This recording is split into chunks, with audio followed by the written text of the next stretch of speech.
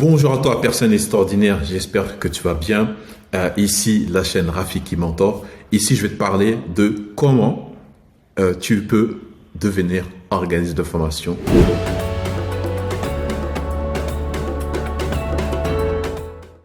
Je vais t'expliquer, on va dire, deux grosses étapes, tout simplement, pour que tu puisses devenir un organisme de formation déclaré par l'État. Mais j'ai envie de te dire trois, mais tu verras que le premier, c'est général à tout le monde.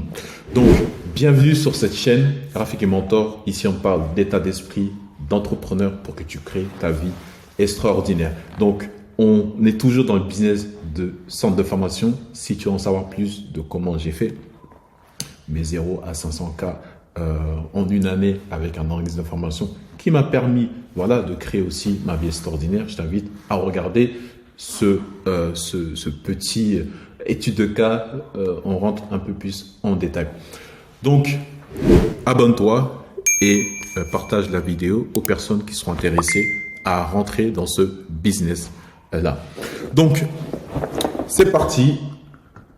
Alors, toi, tu viens ici, je te réduis. Donc, la première chose, on va dire, il y a 3 étapes. Je te dis 2 au début, mais on va dire 3 étapes. La première étape, c'est de créer ton entreprise. Si tu n'as pas d'entreprise, tu n'as pas d'organisme de formation déclaré. Parce que c'est avec ton numéro de SIRET que tu peux faire ensuite la demande et c'est la prochaine étape. Donc moi, de manière générale, ce que je fais, soit tu vas avoir un comptable qui va faire, un expert comptable ou un avocat qui va faire ta création. Voilà, tu peux la faire tout seul. Il y a des services en ligne qui existent avec lesquels tu peux créer ta structure. De manière générale, si tu ne sais pas trop, bien sûr, je ne suis pas un spécialiste du conseil juridique et je te partage juste mon expérience. Moi, j'ai fait plein de conneries, y compris la connerie que je vais t'expliquer, c'est-à-dire de créer des SASU. Donc, après, je t'invite vraiment à aller voir un professionnel, tout simplement pour qu'il s'adapte à tes besoins. Mais de manière générale, comme moi, j'étais confronté à cette situation, j'avais pas forcément d'argent pour payer un professionnel et il fallait vite que je crée mon organisme de formation. Simple, créer une SASU. Ou sinon, tu crées une auto-entreprise pour commencer. J'ai oublié l'auto-entreprise. Mais si tu veux passer en société, moi, je crée une SASU. Société à action simplifiée, unipersonnelle. Donc, si tu veux en savoir plus, tu vas. Donc, généralement, ce que je fais, je viens sur Infogreffe. Ici, immatriculer ton entreprise. Donc, même l'auto-entreprise, tu peux la créer ici. Et une fois que tu récupères ton numéro SIRET, que tu as ton numéro de SIRET, du coup, tu pourras tout simplement faire la deuxième étape. Donc, étape 1 et un numéro de SIRET. Pourquoi je ne te parle pas d'avoir une entreprise? Parce que même une association, elle peut devenir organisme de formation. Comment? En faisant la demande d'un numéro de SIRET auprès, normalement, je crois que c'est l'État ou l'INSEE. C'est entre les deux. Parce qu'en fait, quand tu deviens une association en France, du coup, tu te demandes un numéro d'enregistrement. Mais ce n'est pas un numéro de SIRET. Et toi, tu as besoin d'un numéro de SIRET pour passer à l'étape suivante. Donc, tu crées ton association. Ensuite, tu fais ta demande de numéro de SIREN auprès de l'État ou de l'INSEE. Donc, moi, à l'époque, c'était l'INSEE. Mais aujourd'hui, je pense que c'est l'État directement qui gère ça. Donc, ensuite, une fois que tu as ton numéro de SIRET ou SIREN, là, tu vas à la DRITS. Il change de nom. Avant, c'était la Direct. Avant, c'était la Direct. Là, ils ont mis DRITS. Donc, maintenant, je pense qu'avec l'État, il faudra parler anglais. Alors, et du coup, dans chaque région, là je suis sur la région Île-de-France, dans ta région, là où tu as créé ton entreprise, bah du coup tu vas sur le site. Donc tu mets Dritz, tu mets ta région. Donc généralement tu vas chercher un onglet où il y a marqué formation professionnelle, ou peut-être des fois il y a marqué juste formation. Et alors, donc la validation d'un titre professionnel pour des sessions supervisées. Ah, ok.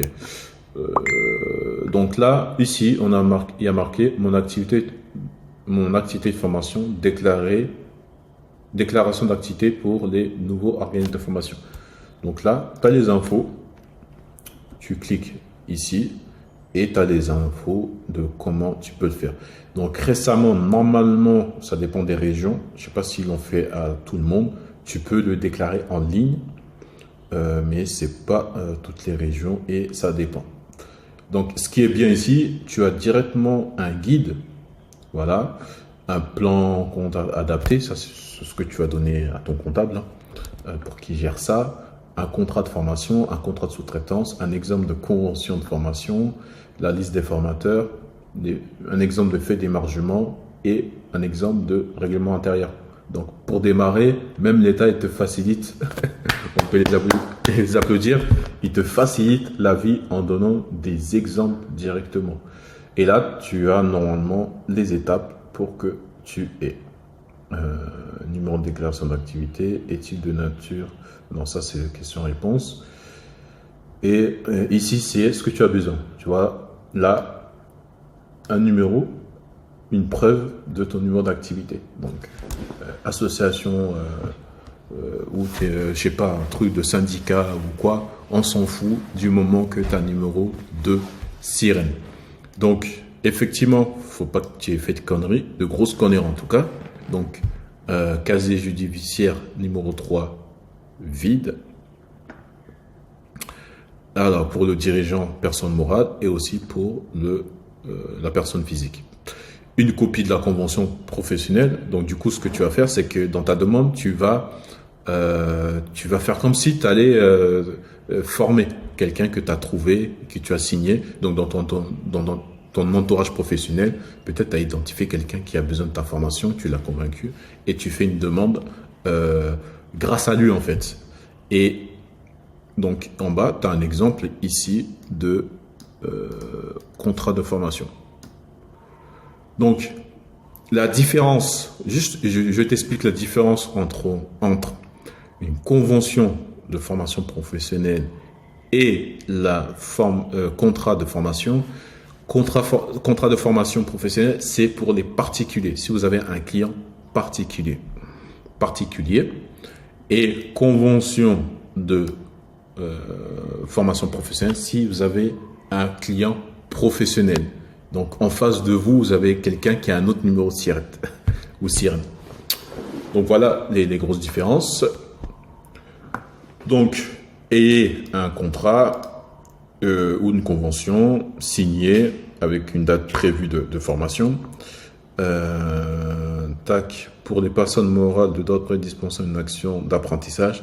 Là, ça c'est vraiment si tu veux créer un centre de formation et être CFA, on va dire former les apprentis.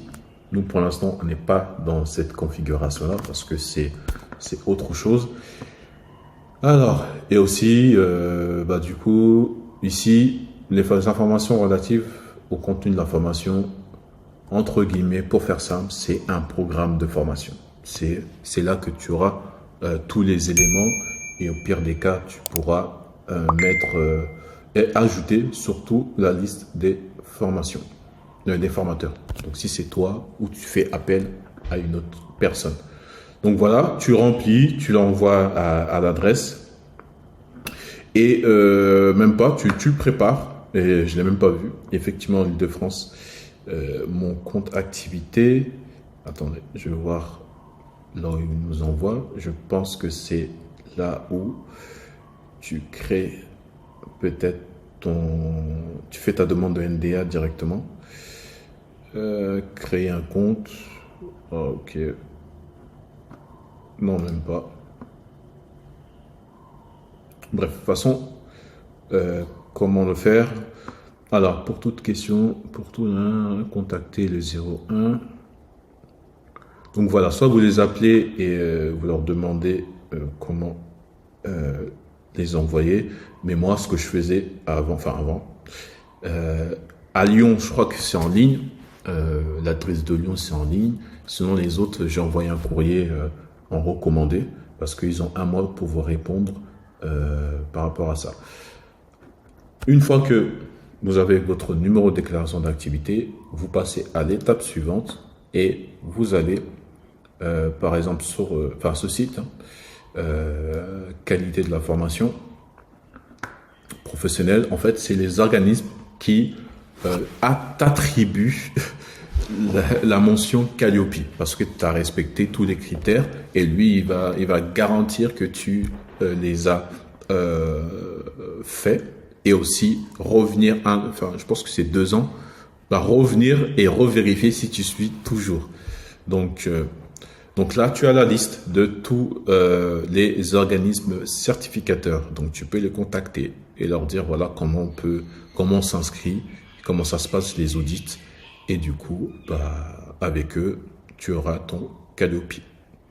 Donc une fois que tu as ça, c'est bon, tu as accès à, on va dire, quasiment tous les financements qui sont disponibles et t'inscrire et faire déposer des appels d'offres et voilà.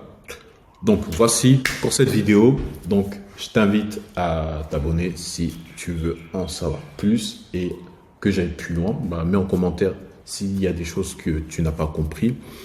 Et je vous dis à la prochaine et porte-toi bien. Merci, au revoir.